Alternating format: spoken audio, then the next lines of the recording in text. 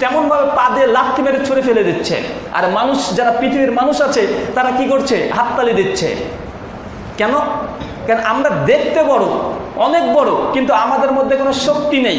কারণ হচ্ছে এটাই যে আমরা মুসলিমরা 170 কোটি হলেও আমরা 173 দলে বিভক্ত হব, আমাদের শক্তি নেই। এই জন্য আজকে গোটা বিশ্বজগৎ আজকে মুসলিম জাতি নির্যাতিত, নিষ্পেষিত, লাঞ্ছিত, বঞ্চিত, পদদলিত। অনেক জায়গা থেকে মুসলিমদের দেশ, কিন্তু মুসলিমরা আজকে বহিষ্কৃত। তার প্রমাণ দেখেন, 1945 সালের আগে ইসরায়েল দেশ ছিল কি ছিল না? ইসরায়েল দেশটি ছিল না, কিন্তু যারা ক্ষমতা ছিল তারা কারা? প্যালেস্টাইনরা কারা? মুসলিমরা। মুসলিমরা শাসন করত, কিন্তু আজকে বর্তমান বিশ্বের মানুষ কি বলছে? ওই প্যালেস্টাইন থেকে বলছে সন্ত্রাসী, তারাই জঙ্গি। কেন? কারণ কি? এই ঘটনা যদি আপনি শোনেন আপনার বিবেকে একবার বাধা দিবে, মানে আঘাত পাবেন। আরেকটি গল্প বলি, তাহলে প্যালেস্টাইন অর্থাৎ ইসরায়েলদের সঙ্গে যে ঘটনা হয়েছিল সেটা ক্লিয়ার হয়ে যাবে। একজন ব্যক্তি রাত্রিবেলাতে আপনার বাড়ির বাসায় চলে এসেছে, রাত্রি 2টা বাজছে। আমি শুধু উদাহরণ দিয়ে আপনাকে আজকে বক্তৃতা বোঝাবো। কেন? কারণ উদাহরণ যদি না দিই আপনারা বুঝতে পারবেন না। আগে আমি উদাহরণ দিয়ে থিমটা তৈরি করে দেব, তারপরে ঘটনাটাকে প্রেস করব যাতে আপনাদের ভুলে না যান। রাত্রি 2টো বাজছে, আপনার বাড়ি আছে, আপনার বাড়ির সামনে একজন অপরিচিত ব্যক্তি এসে ঠক ঠক করছে। আপনি গেট খুলে দিয়েছেন, দেখছেন একজন ব্যক্তি ক্ষুধার্ত, তৃষ্ণার্ত, দেখে মনে হচ্ছে খুব ভীতু, সন্ত্রস্ত। আপনি জিজ্ঞাসা করছেন, ভাই কি হয়েছে, কি সমস্যা? বলছেন, ভাই আমার বাড়ি ছিল, আমার বাড়ি থেকে তাড়িয়ে দিয়েছে, আমি 2 দিন থেকে কিছু খেতে পাইনি। 2 দিন থেকে আমি কিছু খেতে পাইনি, 2 দিন রাস্তা আমি হেঁটে হেঁটে এসেছি, আমাকে একটু থাকার জায়গা দিন। বলুন তো ভাই, আপনি একজন মুসলিম, আপনি জায়গা দেবেন কি দেবেন না? আরে মুসলিম না, অমুসলিম, যার বিবেক আছে সে দিবে কি দিবে না? অবশ্যই জায়গা দিবে। মুসলিমরা একটু দয়াশীল হয়, করেছে কি? তাকে জায়গা দিয়েছে, বাড়ির ভেতরে ঢুকিয়ে নিয়েছে, বলছে তুমি এখানে থাকো, যতদিন ইচ্ছা ততদিন থাকো, খাও দাও আমার সঙ্গে, কোনো সমস্যা নেই। এইভাবে 2 দিন 3 দিন 4 দিন চলে গেল। হঠাৎ করে একদিন বলছে, যে ব্যক্তিকে ভেতরে ঢুকিয়েছিল, মানে বাইরের লোকটিকে, বলছে ভাই আপনি একটু বাড়িতে থাকুন, বাজার ফুরিয়ে গেছে, বাজার করে নিয়ে আসি। বাড়ির মালিক বলছে। বাড়ির মালিক চলে গেছে বাজার করতে, বাজার টাজার করে এসে দেখছে গেটের সামনে গেট বন্ধ, বাড়ির দরজা বন্ধ। এখন ওই ব্যক্তি গেট ঠক ঠক করছে, আবার ভেতর থেকে বলছে, কে আপনি? কে? বলছে, আরে ভাই আপনি গেটটা খুলুন, আপনাকে তো আমি থাকতে দিলাম কিছুক্ষণ আগেই, 2 দিন আগে। উনি বলছেন যে কিসের ঘর? এটা তো আমার ঘর। আর বাইরে থেকে তখন ঘরের মালিক চিল্লাচ্ছে যে আমার ঘর, আমার ঘর, আমার ঘর ছিনতাই করে নিয়েছে, চিৎকার মারছে। আর বাইরের লোক আপনাকে বলছে সন্ত্রাসী, আপনাকে বলছে জঙ্গি। আজকে ইসরায়েলদের সঙ্গে প্যালেস্টাইনদের সঙ্গে এই ঘটনাই হয়েছে। প্রথমে তাদেরই দেশ ছিল, তারাই তাদেরকে আশ্রয় দিয়েছে। আশ্রয় দিয়ে পরে কিছুদিন তারা ভালো মতো থাকা খাওয়া দাওয়ার পরে আবার তারা যখন শক্তি তৈরি হয়ে গেল, ইহুদিদের সঙ্গে সঙ্গে কী করলো? মুসলিমদেরকে তাদের দেশ থেকে তাড়িয়ে দিল। আর গোটা পৃথিবীর মানুষ তখন তাদেরকে বলছে সন্ত্রাসী। এর কারণ কি? মুসলিম উম্মার মধ্যে ঐক্য নেই। ইহুদি মাত্র কয় %? তাদের মধ্যে যে ঐক্য আছে, ইমিউনিটি আছে, এটা অস্বীকার করার জায়গা নেই। কিন্তু মুসলিম 170 কোটি হওয়ার পরেও একটা দেশকে দেখেন বাঁচাতে পারলো না। আপনাদের বার্মার ইতিহাস যদি পড়েন, সেখানে একই ঘটনা। মুসলিমরা একসময় শাসন করেছিল, কিন্তু আজকে বার্মাতে 1972 সালের পর থেকে ধারাবাহিকভাবে আজকে মুসলিমরা নির্যাতিত হচ্ছে। দেখুন তাদেরকে দেশ থেকে বিতাড়িত করছে। কেন? মুসলিম উম্মার মধ্যে ঐক্য নাই, ইমিউনিটি নেই। তার মানে আপনাকে বক্তৃতা দিয়ে এটা বোঝানোর চেষ্টা করছি না যে আপনারা এখন তরবারি হাতে নেন আর যুদ্ধে নেমে যান। না, ইসলাম এমনটি আপনাকে বলেনি। এইভাবে যে আপনি রাস্তায় নেমে পড়বেন বোমা নিয়ে, ইসলাম এটা কখনোই সমর্থন করে না। যুদ্ধ করার জন্য, জিহাদ করার জন্য অনেকগুলো শর্ত আছে। আপনাদের বাংলাদেশের প্রেক্ষাপট বা আন্তর্জাতিকভাবে সেই প্রেক্ষাপট এখনো হয়নি, এটা মনে রাখতে হবে। তো গোটা বিশ্বজগতের মুসলিমদের আজকে অবস্থান হচ্ছে এটাই, নিজের যে সম্পত্তি ছিল সেটা আজকে বাজেয়াপ্ত হয়ে যাচ্ছে। আমাদের ভারতবর্ষের প্রেক্ষাপট দেখুন, ভারতবর্ষের মুসলিমরা 1000 বছর শাসন করেছে, 1000 বছর শাসন করেছে। স্পেন মুসলিমরা 800 বছর শাসন করেছে। সৌদি আরব দেশগুলো 1400 বছর ধরে শাসন করে আসছে। তারপরে ভারতবর্ষের প্রেক্ষাপট দেখুন, আমাদের ভারতবর্ষ, সেখানে পরিষ্কারভাবে আজকে মুসলিমদের যে অবস্থা, যে প্রত্যেকটা ক্ষেত্রে সরকার হস্তক্ষেপ করছে, মুসলিমরা কোথায় যাবে কি কোথায় যাবে না, কে কি খাবে কি খাবে না, কে কার স্ত্রীকে তালাক দেবে কে দেবে না, প্রত্যেকটা ক্ষেত্রে সরকার আজকে কি করছে, হস্তক্ষেপ করছে। দোষ কাকে দেবেন? নরেন্দ্র মোদীকে না আপনাদের বাংলাদেশের শেখ হাসিনাকে? আমি তো বলি এদের দোষ নেই, এদের দোষ নেই, সার্বিক দোষ আমাদের মুসলিমদের, সার্বিক দোষ আমাদের মুসলিমদের। কেন? আমরা নিজেরা ধর্মটাকে ভুলে গেছি। ওই সুলিতলা মসজিদে একটি উদাহরণ দিয়েছিলাম আপনাদেরকে, যে আজকে মুসলিমদের অবস্থা হওয়ার কারণ কি, কেন আজকে আমাদের এই পরিবেশ এই পরিস্থিতিতে আমরা সম্মুখীন হচ্ছি। দোষ হচ্ছে আমাদের মুসলিমদের। কেন? আমরা পবিত্র কোরআন আর রাসূলের সুন্নাহ ছেড়ে দিয়েছি, অন্যান্য মানুষের মতবাদ নিয়ে আমরা তার পেছনে ছুটে বেড়াচ্ছি। আরেকটি উদাহরণ দিই, আরো ক্লিয়ার হয়ে যাবে।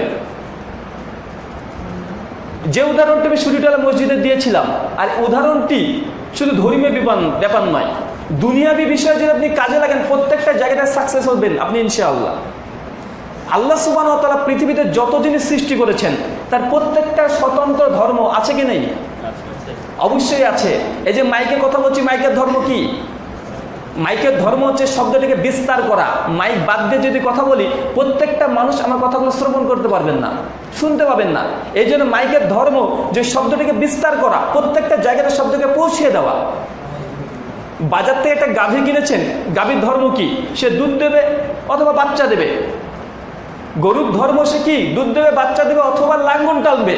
আপনি 20,000 টাকা দিয়ে একটা গাভী কিনেছেন, বাড়িতে নিয়ে চলে এসেছেন, রীতিমতো প্রতিনিয়ত তাকে 100 থেকে 150 টাকার বিচুলি খাওয়াচ্ছেন। কয়েক মাস পর দেখছেন যে আপনার গরুটি দুধও দিচ্ছে না, বাচ্চাও দিচ্ছে না, নাঙ্গল টানতেও পারছে না। বলুন তো এই গাভীটাকে আপনি বাড়িতে রাখবেন? কেন রাখবেন না? কি কারণ? কারণ হচ্ছে এটাই যে আপনি 20,000 টাকা দিয়ে গাভীটি কিনেছেন, আপনি গাভীর মালিক, গাভী তার ধর্মকে পরিত্যাগ করেছে, ত্যাগ করেছে, এই জন্য আপনি গাভীটিকে আপনি ত্যাগ করে দেবেন। স্বাভাবিক। এই মাইকটা এখন কাজ করছে, আমরা সামনে রেখেছি, যদি মাইকটি কাজ না করে আমরা মুখের কাছে ধরে রাখবো? অবশ্যই ধরে রাখবো না। কেন? মাইকটা ধর্ম ত্যাগ করেছে, পরিত্যাগ করেছে, আমরা ত্যাগ করে দেবো, পরিত্যাগ করে দেবো। মহান স্রষ্টা আল্লাহ সুবহানাহু ওয়া তাআলা তিনি আমাদের সৃষ্টি করেছেন, আমাদের মালিক, তিনি আমাদেরকে একটি ধর্ম দিয়েছেন, ইসলাম। এই ইসলাম চলবে শুধুমাত্র পবিত্র কোরআন আর সুন্নাহর উপরে। আজকে থেকে মুসলিমরা আমরা যে দিন থেকে পবিত্র কোরআন আর সুন্নাহকে ছেড়ে দিয়েছি, আল্লাহ সুবহানাহু ওয়া তাআলা সেই দিন থেকে তিনি আমাদের মালিক, এই জন্য তিনি আমাদেরকে ছেড়ে দিয়েছেন। আর এই কারণে আমরা নির্যাতিত, একদম স্পষ্ট। স্পষ্ট কথা হচ্ছে এটাই যে আল্লাহ সুবহানাহু ওয়া তাআলা দেওয়া বিধান ধর্ম আমরা ত্যাগ করেছি, আল্লাহ আমাদেরকে ত্যাগ করেছে। একটা গরু যখন তার ধর্ম ত্যাগ করে আপনি তাকে বাড়িতে রাখেন না। একটা মোবাইল যখন নষ্ট হয়ে যায়, তার ধর্ম ত্যাগ করেছে, মোবাইলটাকে আপনি ফেলে দেন। প্রত্যেকটা জিনিসের ক্ষেত্রে আপনি করেন। আল্লাহ সুবহানাহু ওয়া তাআলা তিনি আমাদের মালিক, আমরা ধর্ম ত্যাগ করেছি, তিনিও আমাদেরকে ত্যাগ করেছেন। আজকে রাস্তাঘাটে চলাফেরা করবেন, দেখবেন, বুঝবেন। আমরা যখন রাস্তাতে বিভিন্ন জায়গাতে সফর করতে হয়, কখন বাংলাদেশ, কখন আসাম, কখন বিহার, ঝাড়খণ্ড, বিভিন্ন জায়গাতে যেতে হচ্ছে। যখন আমরা ট্রেনে চাপি তখন দেখি মানুষ আমাদের মুখের দিকে হা করে তাকিয়ে থাকে। অমুসলিম ভাইরা যারা আছে তারা আমাদের দিকে হা করে তাকিয়ে থাকে। তারা ভাবে কি না কি, কেন আমার মুখে দাঁড়িয়ে আছে, মাথায় টুপি আছে, সে ভয় পেয়ে যায়। উনি ভাবেন যে মুসলিম একটি ভাই আমাদেরকে তাকাচ্ছে, আমাদের দিকে তাকাচ্ছে এইভাবে, আমাকে হয়তো জঙ্গি না বলে জেলে ঢুকিয়ে দেয়। আজ পরিবেশ পরিস্থিতি এমন, অমুসলিমরা ভাবছে আমাদেরকে এই ব্যক্তি জঙ্গি নাকি, কখন বোমা মেরে দেয়। আর আমরা ভাবছি অমুসলিমকে দেখে এই লোকটি কি আমাকে জঙ্গি ভেবে জেলে পুরে না দেয়। প্রত্যেকটা ক্ষেত্রে এমন অবস্থা। এই সার্বিকভাবে মুসলিমদের অবস্থা আজকে এইরূপ। এর জন্য দায়ী কাকে করবেন? প্রথম দায়ী কে? উত্তর দিয়ে দিয়েছি, মুসলিমরা। দ্বিতীয় দায়ী এবং সবচাইতে সোচ্চার হচ্ছে তারাই, তারা হচ্ছে মিডিয়া বলেন আর পেপার মোড়তে যেটা প্রিন্ট মিডিয়া, এইসব মিডিয়াগুলো আজকে মুসলিমদের ইমেজকে একদম নষ্ট করে দিচ্ছে।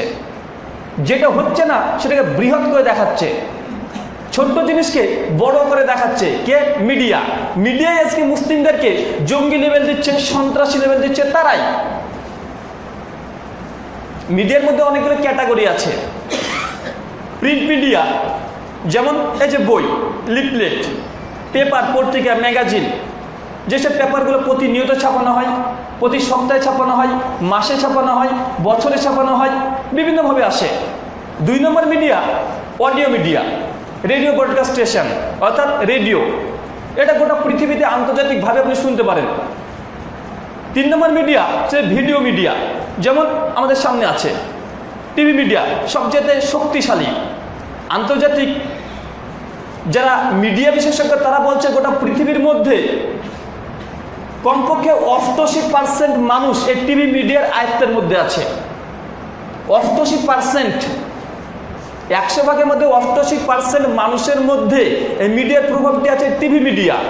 আর সর্বশেষ মিডিয়া যেটা মারাত্মক মিডিয়া এখন, সেটা হচ্ছে IT, computer media, information technology, computer media. এই কম্পিউটার মিডিয়ার মধ্যে ফেসবুক, ইউটিউব, হোয়াটসঅ্যাপ, এই যে মিডিয়াগুলো, এটা সবচেয়ে এখনকার জন্য ক্ষতিকারক, বিশেষ করে মুসলিমদের জন্য।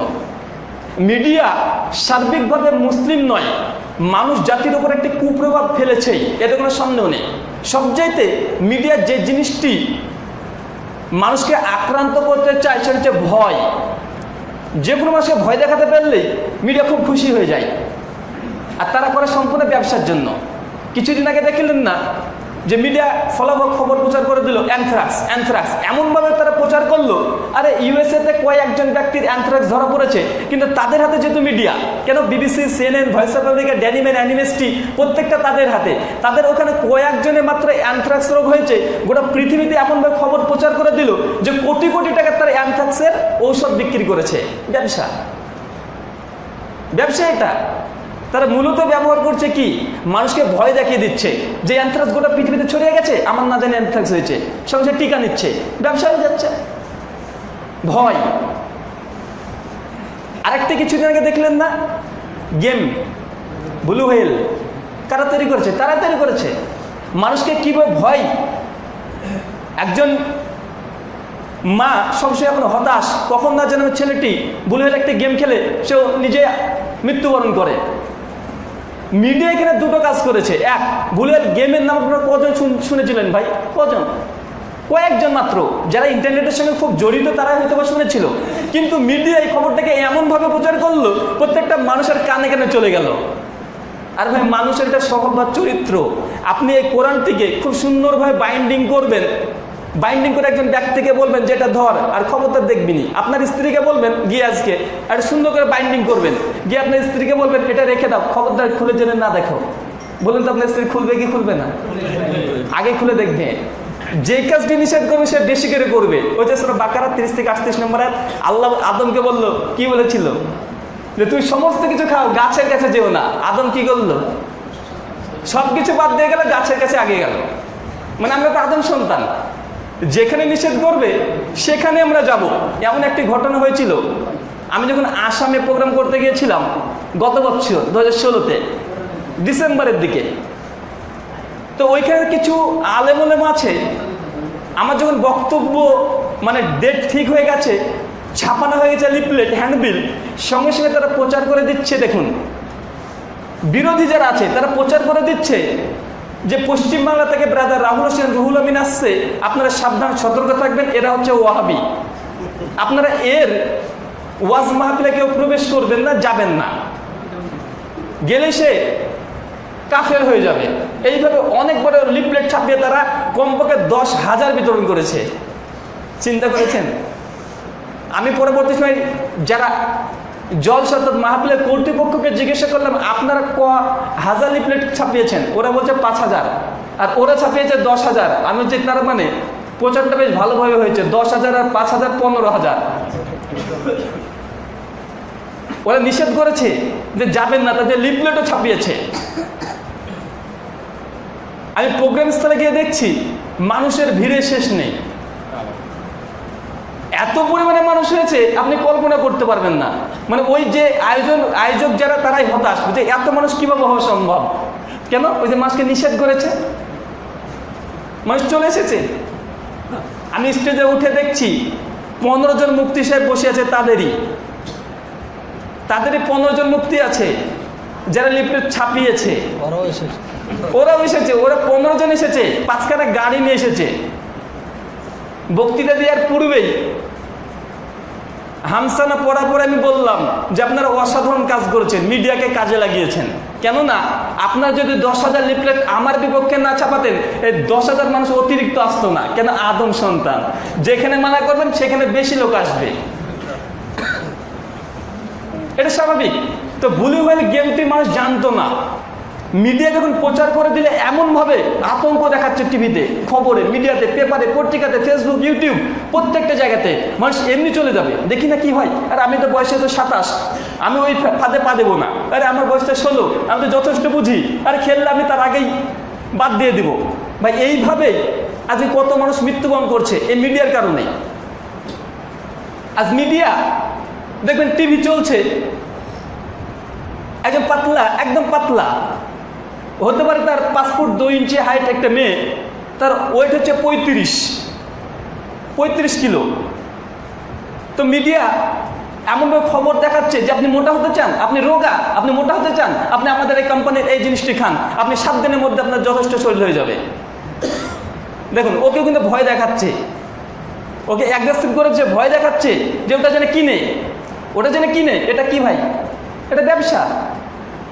কে একটু মোটা আছে তাকে চিকন বানাচ্ছে, যে মোটা আছে তাকে চিকন বানাচ্ছে। আর অ্যাডভার্টাইজগুলো এমনভাবে তারা প্রচার করে যে একজন মোটা যে ব্যক্তি না, সে ভাববে আমি মোটা হয়ে গেছি, একটু ওইটা মেপে আসি।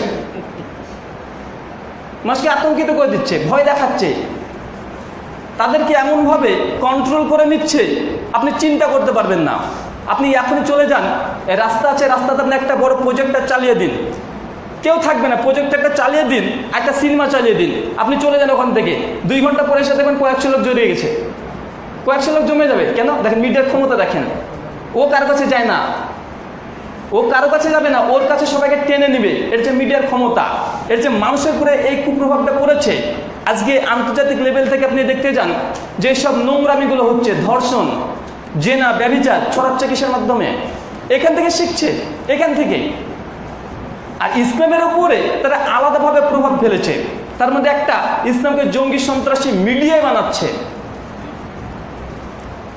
যখন কোনো খবর পাচ্ছে সেটা তার তদন্ত গবেষণা করছে না। আর ইসলামের বিপক্ষে যদি পেয়ে যায় তাতে কোনো চিন্তাই নেই, সরাসরি প্রচার করে দাও।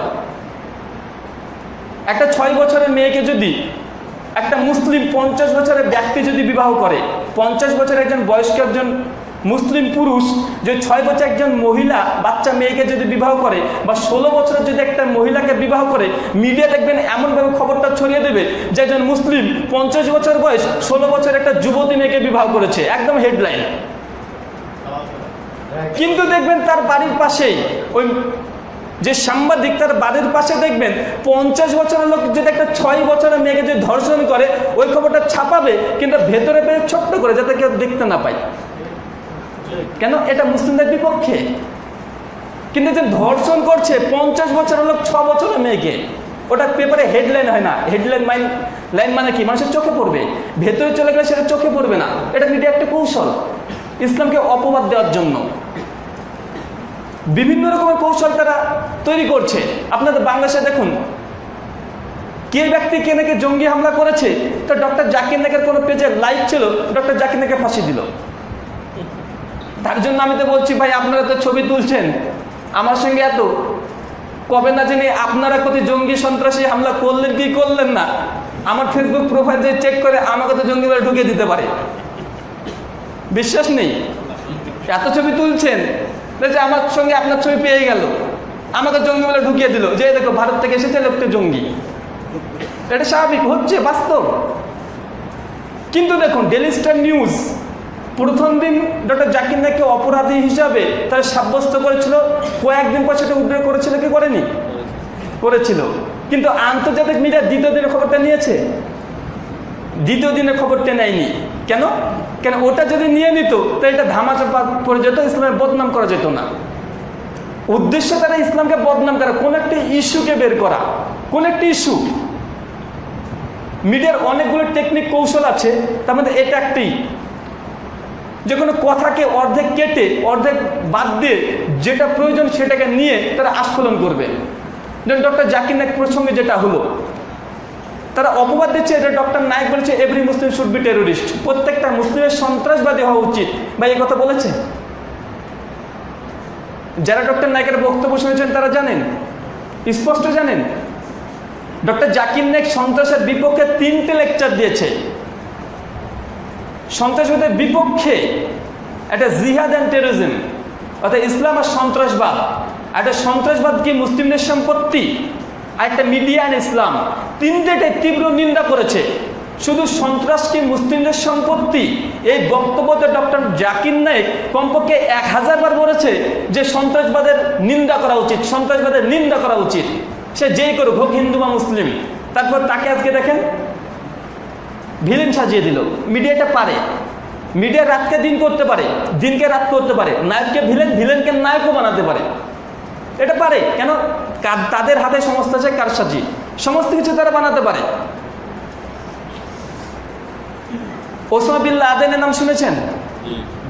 ওসামা বিন লাদেনের নাম গোটা পৃথিবীর মানুষ জানে। কেন জানে? কারণ মিডিয়া চিনিয়েছে, মিডিয়া চিনিয়েছে। তারা বলছে 2001 সালে যে টুইন আমেরিকার 109 তলা বিল্ডিংকে ধ্বংস করেছে কে? Osama bin Laden. তারা কি খবরটা প্রচার করলো, কিন্তু তারপরেই তার 6 বছর পর টাইমস অফ ইন্ডিয়া পত্রিকার নাম শুনেছেন? পৃথিবীর মধ্যে সবচেয়ে যে পত্রিকাটি বেশি চলে সেটা হচ্ছে টাইমস অফ ইন্ডিয়া, দ্রুত গতিতে ছড়িয়ে যায় গোটা বিশ্বে। 7 সেপ্টেম্বর 2006 পৃষ্ঠা নাম্বার 13 টাইমস অফ ইন্ডিয়া স্পষ্ট বলছে 9/11 প্রসঙ্গে যে 9/11 ইনসাইড জব, মানে 9/11 অর্থাৎ টিউনটার যে 109 তলা বিল্ডিংকে ধ্বংস করা হয়েছে ওসামা বিন লাদেনের নাম করে গোটা পৃথিবীর মানুষ জানে, সেটা আসলে ওসামা বিন লাদেন করেনি, করেছে ভেতরের লোক। মানে প্রত্যক্ষ বা পরোক্ষভাবে বলতে চাইছে যে আমেরিকাবাসী নিজেই করেছে। আর এই গবেষণা করেছে 75 জন বিশেষজ্ঞ, ওই পত্রিকাতে আছে, পত্রিকাটা আমার কাছেও আছে। কিন্তু এই খবরটি কতজন জানেন? ওসামা বিন লাদেন 109 তলা বিল্ডিং ধ্বংস করেছে এটা গোটা পৃথিবীর মানুষ জানে। আরে 5 বছরের সন্তানকে বা ছেলেকে যদি জিজ্ঞাসা করেন ও কিন্তু বলে দিবে আমি বাস্তব তার প্রমাণ। কেন? আমি যখন স্কুল কলেজে পড়েছি সেই সময় আমার অনেক ক্লাসমেট ছিল, বন্ধু বান্ধবী অনেকে ছিল। এই কিছুদিন আগে, কয়েক বছর আগে আমি ব্যাংকে ঢুকেছি। ব্যাংকে ঢোকার পরে দেখছি যে আমার একজন বান্ধবী অর্থাৎ মেয়ে আমার সঙ্গে পড়তো, সে শুধু আমাকে খুব ভালোভাবে চিনে, টিউশনি তার সঙ্গে পড়েছি। ও অনেকক্ষণ থেকে আমাকে ফলো করছে। হঠাৎ আমাকে বলছে যে আপনি কি রাহুল হোসেন? যে আমি বলছি যে হ্যাঁ। আমি তোকে চিনতে পারছি, কিন্তু আমাকে চিনতে পারছে কেন? আমার মুখে দাঁড়িয়ে আছে, সেই সময় তো ছিল না। ও এসে বলছে যে আপনি কি রাহুল হোসেন? আচ্ছা জি হ্যাঁ। তো বলছে তুমি তো দেখছি লাদেন হয়ে গেছো। আমার ক্লাসমেট কেন বললো? আমার মুখে দাঁড়িয়ে আছে। আমাকে তখন রাহুল না বলছে, যখন পরিচয় দিয়েছে তোমাকে দেখে তো লাদেন মনে হচ্ছে, মানে ও জানে। কিন্তু এই খবরটি যে এই 9/11 এটা যে ওসামা বিন লাদেন করেনি, এর বিপক্ষে এই আমেরিকার যারা গবেষক তারা প্রচুর কিতাব লিখেছে, বইপত্র লিখেছে। আপনি ইউটিউবে চলে যান, লুক চেঞ্জার একটা ভিডিও আছে 2 ঘন্টার, ওখানে তারা আমেরিকাবাসীরা প্রমাণ করেছে যে ওসামা বিন লাদেন এটা আসলে করেনি। এটা কে করেছে? আমেরিকাবাসী করেছে। কে বলেছে? জর্জ বুশ নিজেই করেছে এই কাজ। কিন্তু এই খবরগুলো আন্তর্জাতিক লেভেল যেসব মিডিয়াগুলো আছে তারা এটা দিচ্ছে না। কেন? কারণ তাদের এটা বিপক্ষে খবর, তাদের বিপক্ষে। 2006 সালে 9 সেপ্টেম্বর হিথ্রো এয়ারপোর্ট থেকে 2 জন মুসলিম একসঙ্গে তারা যাওয়ার জন্য বিমানে উঠেছে, বিমানে উঠে পড়েছে। আর 2 জন বন্ধু তারা পরস্পর গল্প করছে একের সঙ্গে অপর। সামনে আছে ল্যাপটপ খোলা, তো ল্যাপটপ খোলা আছে, কথা বলছে। বিমানটা যখন ছেড়ে দিয়েছে ল্যাপটপ বন্ধ করে দিয়েছে তারা। আকাশে যখন উঠতে শুরু করেছে বিমানটি, সঙ্গে সঙ্গে জাহাজের বিমানের যারা কর্তৃপক্ষ আছে তারা দেখছে যে 2 জন ব্যক্তি মুখে দাঁড়িয়ে আছে, তারা একে অপরের সঙ্গে কথা বলছে অনেকক্ষণ থেকে। ওরা ভেবে করলো যে এই ব্যক্তি দুটো হচ্ছে সন্ত্রাসী। সঙ্গে সঙ্গে তাদেরকে টেনে তুলে ফেলেছে, ওই যে তোমরা সন্ত্রাসী। জাহাজের মধ্যে এমনভাবে বিজিগিরটি পাঠিয়ে দিল, সঙ্গে সঙ্গে এয়ারলাইন্সে ফোন করেছে। জাহাজটিকে নামিয়ে কিছুটা নামিয়ে এয়ারলাইন্সে ফোন করে বলছে যে জাহাজকে ছিনতাই করার জন্য 2 জন ব্যক্তি উঠেছে, তাতে ল্যান্ড করা।